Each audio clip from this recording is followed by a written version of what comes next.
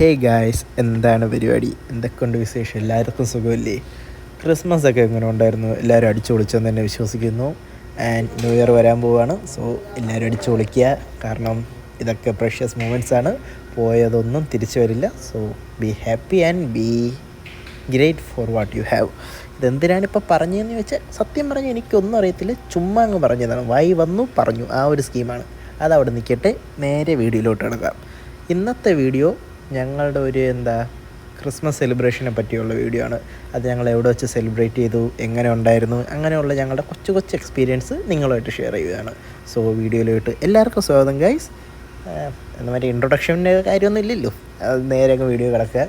So ഞങ്ങളുടെ Christmas celebrate ചെയ്തത് ന്യൂയോർക്കിൽ വെച്ചിട്ടാണ് ഗൈസ്. അപ്പോൾ ഞാൻ ഇപ്പോൾ നിൽക്കുന്നത് ന്യൂ ഓർലൻഡ്സ് ലൂസിയാന എന്ന് പറഞ്ഞ സ്റ്റേറ്റിലാണ്. ഇവിടുന്ന് ന്യൂയോർക്കിലോട്ടൊരു 1000+ മൈൽസ് ഉണ്ട്. അത് നമ്മുടെ കിലോമീറ്ററിലോട്ട് കൺവേർട്ട് ചെയ്യുമ്പോൾ ഒരു 1800 സംതിങ് കിലോമീറ്റർ ഉണ്ട്. ചുമ്മാ പറഞ്ഞതേ ഉള്ളൂ, അതും വിട്ടേക്ക്. സോ പോകുമ്പോൾ ഉള്ളൊരു എക്സ്പീരിയൻസ് എന്ന് പറയുമ്പോൾ സത്യം പറഞ്ഞാൽ ഭയങ്കര എക്സൈറ്റ്മെൻ്റ് ഒക്കെയാണ്. ആദ്യമായിട്ട് പോയി കാണുക, അങ്ങനെ ഒരു ഭയങ്കര ഇതൊക്കെ ഉണ്ടായിരുന്നു. ഇതിൻ്റെ ഇടയിൽ എനിക്കൊരു കൊച്ചു കമ്പനി കിട്ടി. ആ ഫ്ലൈറ്റിലൊരു കൊച്ചു മാലാഖ, കൊച്ചു അടിപൊളിയാണ്.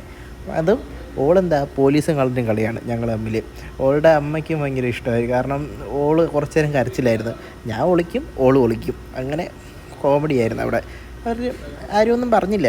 അങ്ങനെ ഇരുന്നപ്പോൾ തന്നെ നേരെ ന്യൂയോർക്ക് എത്തി. അടുത്ത പരിപാടി ജാക്കറ്റ് ഇടലാണ്.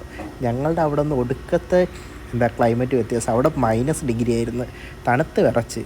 എന്നാലും ഞങ്ങൾ അത് കഴിഞ്ഞിട്ട് അതൊക്കെ കഴിഞ്ഞ് നേരെ റെൻ്റൽ കാർ എടുക്കാൻ പോയി. സോ റെൻ്റൽ കാർ എടുക്കാൻ പോകുമ്പോൾ ഇവിടെ കുറേ കാറ്റഗറീസ് ഉണ്ട്. ബഡ്ജറ്റ്, ആവീസ്, പ്രീമിയം, ലക്ഷറി, അങ്ങനെയൊക്കെ. ഞങ്ങളതിൽ ബഡ്ജറ്റ് എന്ന കാറ്റഗറിയാണ് എടുത്തത്. അത്യാവശ്യം നല്ലൊരു ഡീസൻറ്റ് വണ്ടി തന്നെയാണ് ഞങ്ങൾ സെലക്ട് ചെയ്തത്. ഞങ്ങളൊരു 7 സീറ്ററിൻ്റെ ഫോർഡിൻ്റെ ഒരു വണ്ടിയാണ് സെലക്ട് ചെയ്തത്.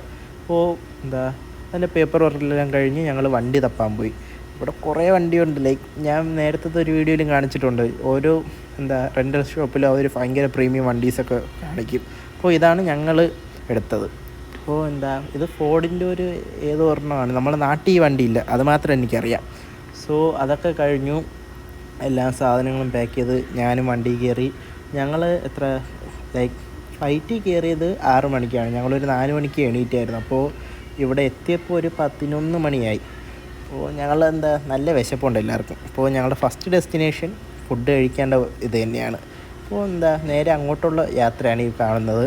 അടുത്ത വീഡിയോ ഞാൻ പാർട്ട് 2 ഇടാം. കാരണം ഇനിയും ഇതിൽ ശോകമായി പോകും. അപ്പോൾ അടുത്ത വീഡിയോ കാണാം ഗൈസ്. ബൈ.